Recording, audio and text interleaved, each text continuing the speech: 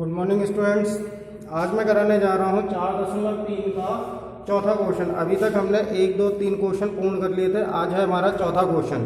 चौथे क्वेश्चन में क्या रखा है, 3 वर्ष पूर्व रहमान की आयु का व्युत्क्रम और अब से 5 वर्ष पश्चात आयु के व्युत्क्रम का योग 1/3 है।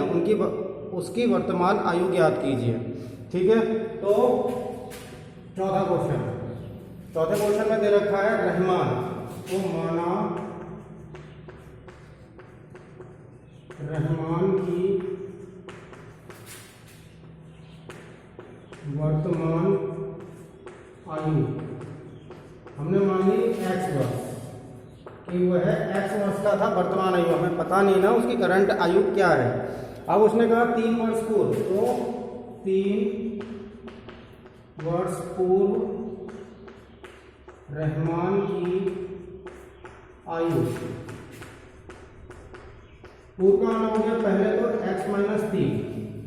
ठीक है, x-3 वर्ष हो जाएगा। क्योंकि अगर कोई इंसान अगर इस टाइम आपका 7 साल का है तो 3 साल पहले कितने का होगा, 4 साल का। मगर हमें अभी उसकी वर्तमान आयु ही नहीं पता है तो हम कैसे निकाल सकते हैं। तो हमने क्या किया, 3 माइनस कर दिया। तो 3 वर्ष पूर्व रहमान की आयु का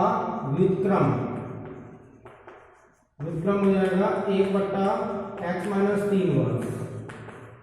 ठीक है, व्युत्क्रम मतलब कि उल्टा कर देना है। यहाँ पर क्या था, x-3 के नीचे क्या होता है, हमेशा 1 होता है। तो 1 ऊपर पहुंच गया, x-3 कहाँ गया, नीचे आ गया। उसी प्रकार से उसने कहा है 5 वर्ष पश्चात रहमान की आयु 5 वर्ष पश्चात हो जाएगी x+5 वर्ष। ठीक है, 5 वर्ष पश्चात रहमान की आयु का व्युत्क्रम, तो हम इसका व्युत्क्रम निकालेंगे तो 1/x+5 वर्ष। ठीक हो गया। अब हमारे पास दोनों का व्युत्क्रम आ गया है, 3 वर्ष पूर्व का और 5 वर्ष बाद का। अब उसने क्या कहा है, दोनों के व्युत्क्रम का योग 1/3 है। तो ये हो जाएगा 1/x-3 plus 1/x+5 equal to 1/3। ठीक हो गया। हमने दोनों का व्युत्क्रम क्या कर दिया, जोड़ दिया। तो थोड़ा इधर से लिख लेता हूँ। तो ये हो जाएगा 1/x-3 plus 1/x+5 equal to 1/3। अब हमें इससे निकालनी है उसकी वर्तमान आयु निकालनी है। क्या निकालनी है, वर्तमान आयु। तो यहाँ से एलसीएम लोगे तो ये आ जाएगा x-3 पहले ब्रैकेट में, दूसरे ब्रैकेट में x+5। फिर से गुणा कर देंगे जैसे पहले क्वेश्चन बताया था, x+5 plus x-3 equal to 1/3। ठीक हो गया। अब ऊपर हो गया 2x प्लस का 2, 5 में से 3 गया 2, अंदर गुणा करेंगे तो x² प्लस 5x माइनस का 3x माइनस का 15 बराबर 1/3। इस टाइप से हो गया। अब ऊपर तो बचा 2x प्लस 2 अपॉन, नीचे क्या हो जाएगा, x², 5 में से 3 जाएगा 2 बचेगा।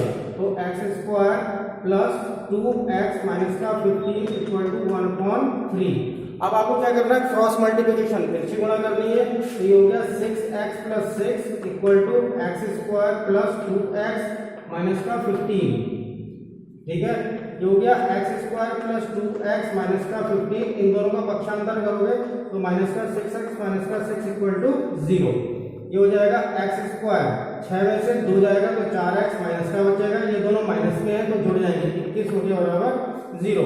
ठीक है, अब हमें क्या लाना है, या तो आप सूत्र के द्वारा कर लीजिए या इसके गुणनखंड कर लीजिए, दोनों ही रास्ते सही हैं। या तो आप सूत्र लगा ले, कौन सा, श्रीधराचार्य, x बराबर माइनस का b plus minus √b² minus 4ac upon 2a, ये वाला लगा लें, या इसके गुणनखंड कर दें जैसे हमने पहले वाले क्वेश्चन में किए थे।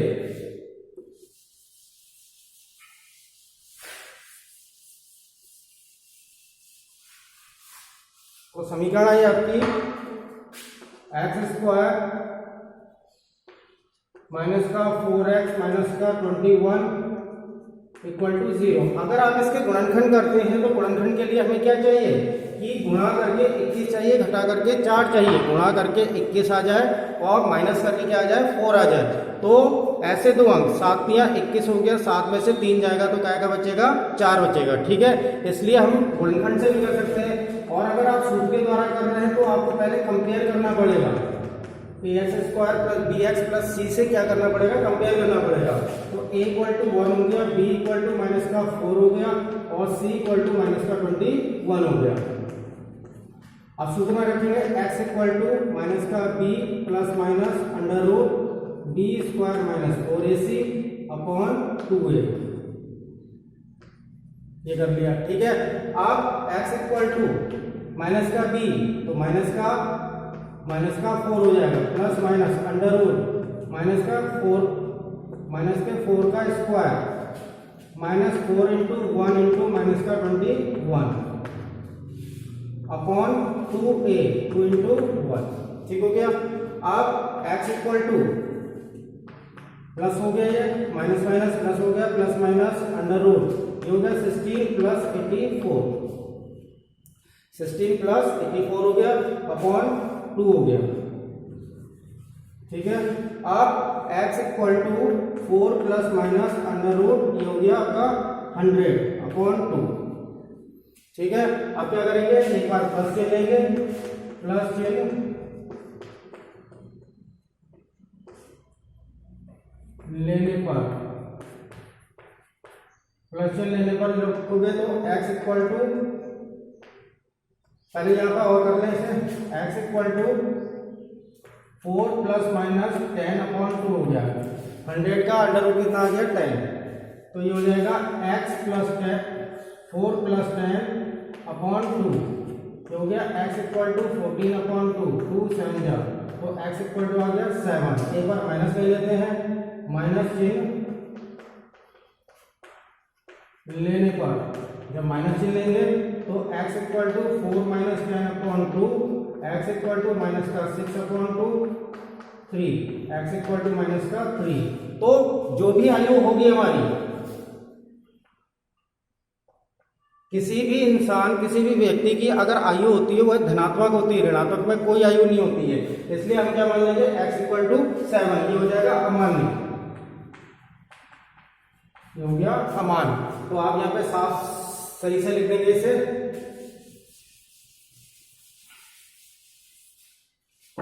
सही से लिखेंगे, अतः रहमान की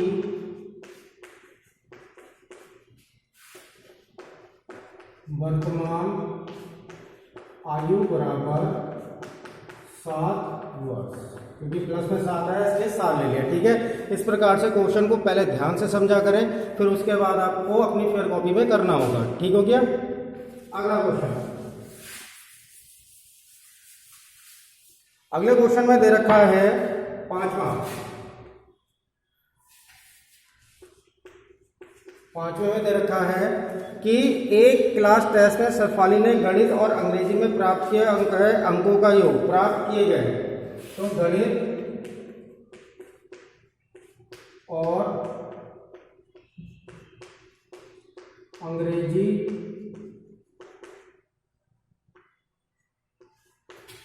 के अंकों का योग,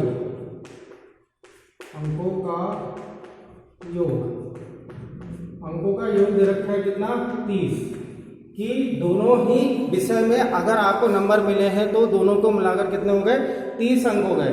यदि उसको गणित में 2 अंक अधिक और अंग्रेजी में 3 अंक कम मिलते हैं तो उनके अंकों का गुणनफल 210 होता है। उसके द्वारा प्राप्त दोनों विषय में प्राप्त अंक ज्ञात कीजिए। तो माना गणित में प्राप्त अंक बराबर x हो गया, माना अंग्रेजी में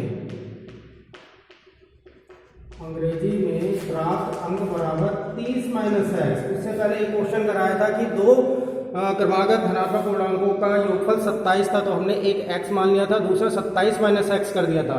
वैसे इन दोनों को जोड़ोगे, इन दोनों को, तो क्या आ जाएगा x कट जाएगा, 30 आ जाएगा, तो दोनों का योगफल। फिर आ जाएगा प्रश्नानुसार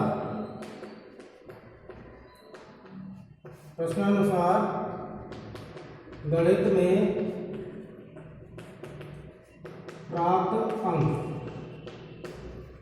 बराबर, जब प्राप्त अंक करेंगे इसके तो उसने क्या क्या रखा है, गणित में 2 अधिक मिलते हैं तो x प्लस 2 हो गया। पहले हमारे पास x था, अब क्या हो गया x प्लस 2 हो गया। उसके बाद अंग्रेजी में प्राप्त अंक, तो हमारे पास अंग्रेजी में कितने थे 30 माइनस x थे। अब उसमें क्या किया 3 अंक कम मिलते हैं, तो 30 माइनस x माइनस का 3, तो ये हो गया 27 माइनस x। ठीक है, दोनों पे निकल गए। अब इनका गुणनफल दे रखा है, अंकों का गुणनफल,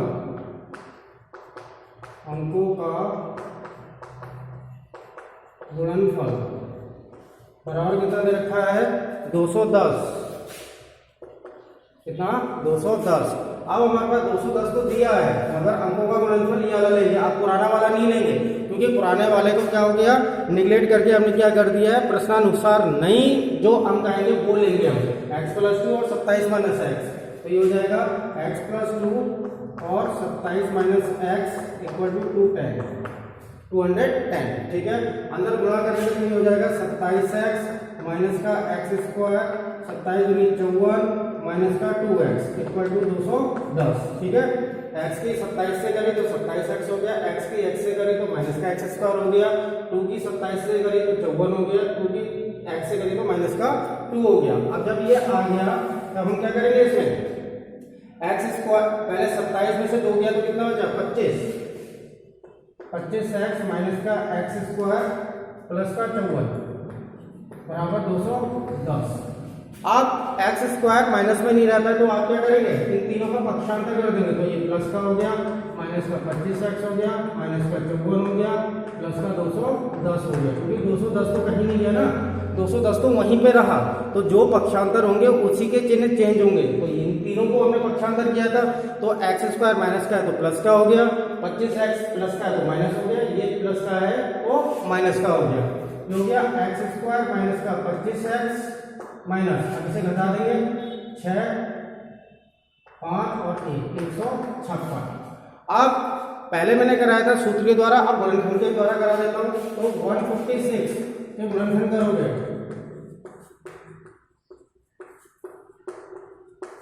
क्या क्या 13। ठीक है, 2 7 14, 2 8 16, 2 3 6, 2 9 18, 3 1 3, 3 3 9। अब आपको ऐसा करना है कि घटा करके 25 आ जाए, तो 39